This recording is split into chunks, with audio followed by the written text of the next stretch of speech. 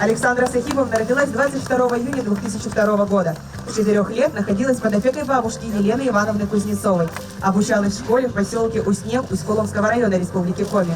Среди обладателей квартиры в новом жилом комплексе 21-летняя Александра, которая сейчас находится в отпуске по уходу за ребенком, 26-летняя парикмахер Ксения, 25-летний бурильщик Евгений, 46-летний помощник мастера Юрий, который уже обзавелся семьей, и 23-летняя медсестра Марина. Всего 5 человек. Владимир Уйба отметил, правительство региона будет и дальше прилагать все усилия, чтобы как можно больше детей-сирот получили собственное жилье.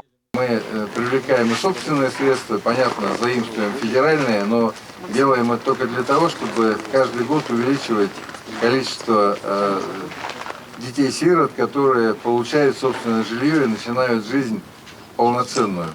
Небольшая, зато своя. Юрий Пальцев, признается, ждал новоселья 10 лет. Радость огромная. Тем более, что вкладываться в ремонт не надо.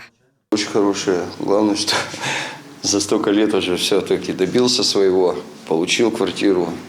Будем обустраиваться. К слову, некоторые из новоселов встретили 2024 год уже в новой квартире. Тем более, что ремонт, сантехника, электроплиты есть. Заезжай и живи. А в ближайшее время возле дома появятся детские и спортивные площадки. Это совершенно новая жизнь, новый шаг уже в собственном жилье, в собственной квартире.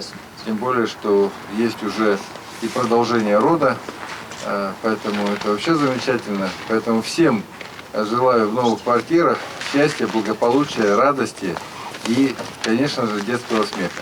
Отметим, всего в прошлом году в республике сиротам предоставили 212 квартир. А между тем в очереди сейчас стоит более 1900 человек. Анна Зубарева, Павел Королев, Артем Соколов, телеканал Юрган.